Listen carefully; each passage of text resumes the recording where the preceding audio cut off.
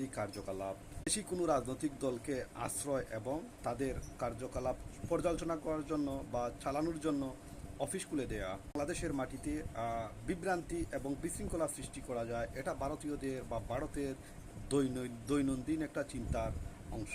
সব কিছু মিলিয়ে ভারত আমাদের ভবিষ্যৎ প্রজন্মের জন্য বিরাট একটা বাধা।